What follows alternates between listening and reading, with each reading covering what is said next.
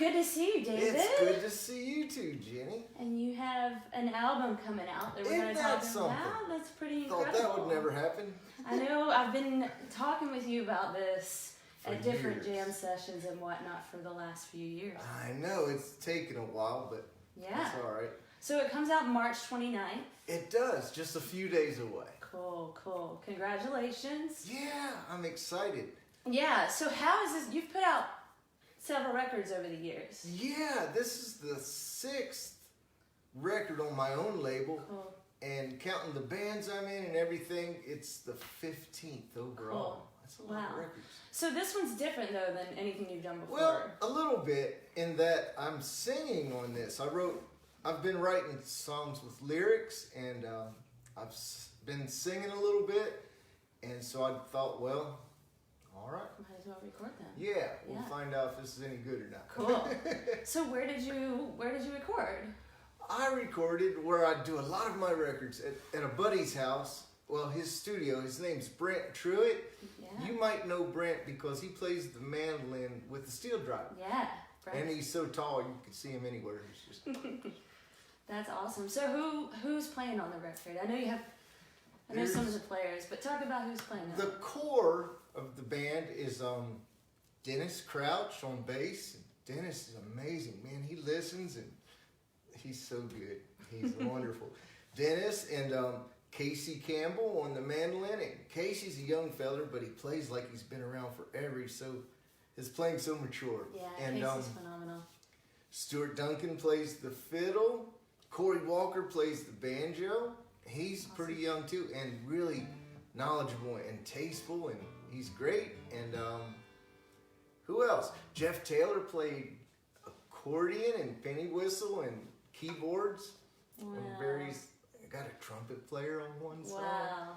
Rod McGaha, he's really made that tune. That's awesome. Pretty cool. John Gardner on drums. Oh, wow. Justin Moses played banjo on a tune. Cool. I'm sure I'm leaving somebody out. Well, I hate that, but... So you're going to be able to write a bunch of these guys' names, tag a bunch of people on the Facebook when it comes out. That's it. That's awesome. So are you playing this guitar on the record? No. Tell us about the guitar you're playing. This one is a guitar by this company called the Pre-War Guitar Company. It's pre-war to the next war coming up, I guess.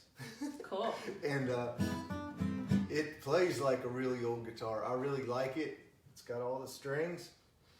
And what more could you ask for? Super cool. So this looks like it has some wear on it. It does. It's beat up, And it comes, well, you can order it that way. And I thought that was kind of hokey at first, but we talked about it, and everything they said made sense in a way I'd never thought about it. And they've got some stuff down to a science over there.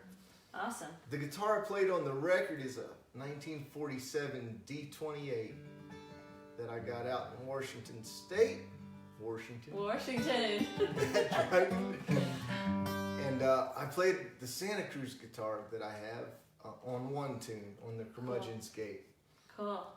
And those are the only two guitars I played. Cool. I think. Yeah. Amazing. So I want to talk about your bluegrass history a little bit. I know your dad played banjo. Yeah. With Bill Monroe, right? Yeah, it wasn't a real instrument, but he got to hang with musicians. Cool. So is it... So the banjo player's laughing at me. No. So is that sort of how you... What was it like growing up with... Well, I was always around it seemed like. He was either playing somewhere and the family would go to a festival and run around. You know how festivals are. It's just fun. Like a party. You run around the whole parking lot and see music, and got to go backstage because of Dad. And so you see things, and it normalizes a lot of stuff. It's like if your parents aren't musicians, maybe you go and see someone on stage and you think, oh, I could never do that, or that guy's special. And I would go and say, oh, these are my dad's friends. We just had hamburgers the other day. So it wasn't something that was unachievable.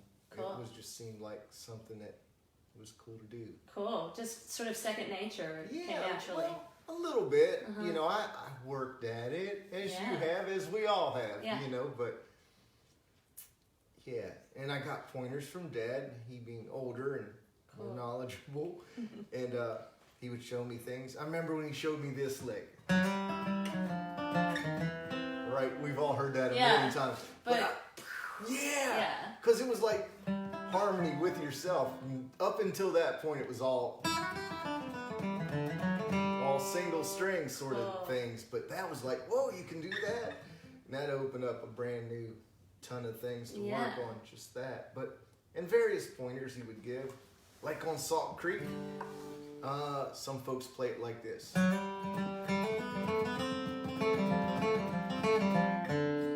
And he told me it goes like this. Yes. So it just changed it up a little bit. Just so it's not, it's like the two being the same sets the third up to be different. Cool. That's just a different way of looking at it. I don't know if that's right or not, but that's what he showed me. Wow, that's so cool. So you talk about the festival circuit and running around as a kid, and I've seen this photo of you walking around at a festival with, is it Clarence White that you were with? Yeah, boy, oh boy, it was Clarence, and I was 12, and that must have been in June. My birthday's in September, so I was almost 13. Cool.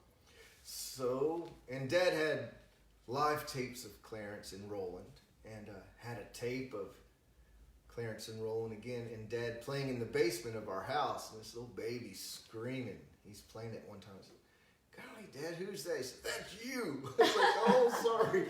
Wow. Just a little kid, you know, probably diapers, but, wow. You know, yeah. Cool.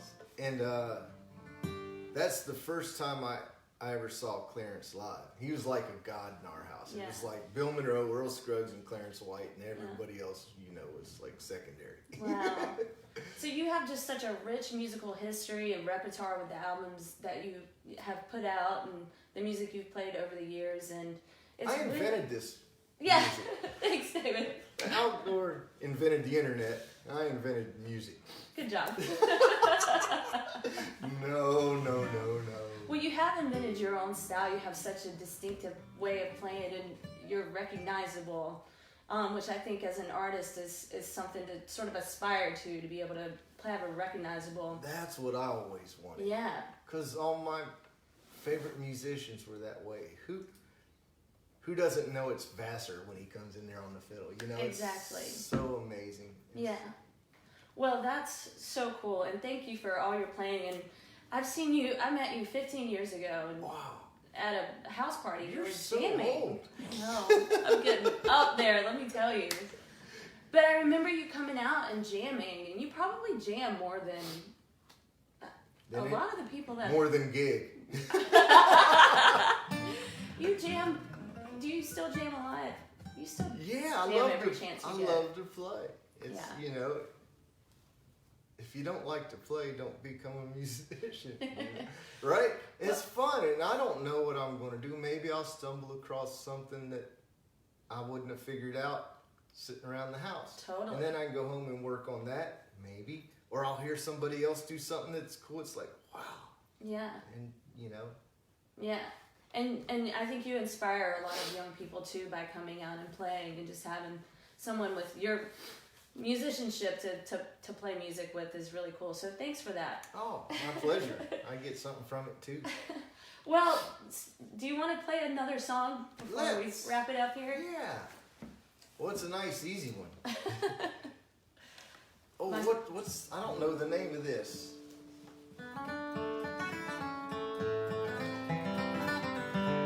What's the name of that? Who's next? Do you do that? You play some of it. I'll trickle in when I...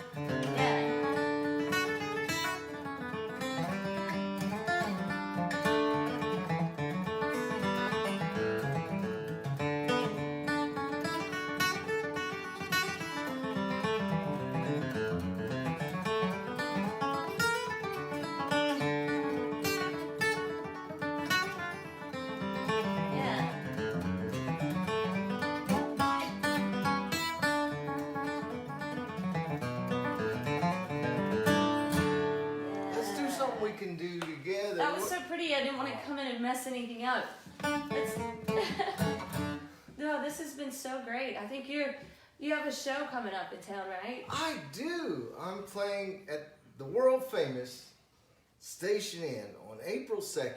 And this will be a CD release show? It will be. Cool. And there'll be Casey Campbell is playing the mandolin, and Corey Walker is playing the old 5-string. Stuart Duncan will be playing the fiddle, and Dennis Crouch is going to be out of town. But luckily, Todd Phillips is in town. We're going to have Todd on bass. And amazing. yeah, he's wonderful. They're all great. Yeah. Well, looking forward to the show. Will you have copies of your CD there? I will have tons of copies. Cool. It's buy one, get one. Amazing. Buy two, get two. Well, what's one we can play here while we Yeah, what's an easy one? send it off?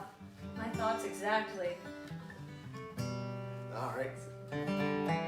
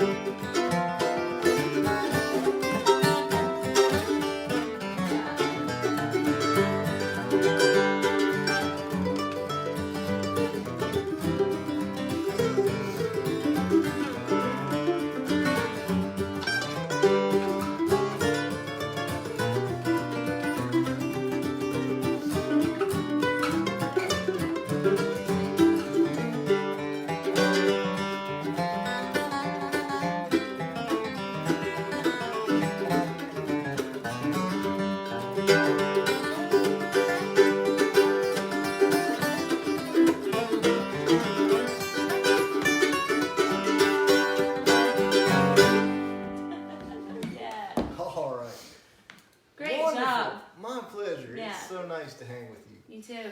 Jenny Lin Gardner, right there.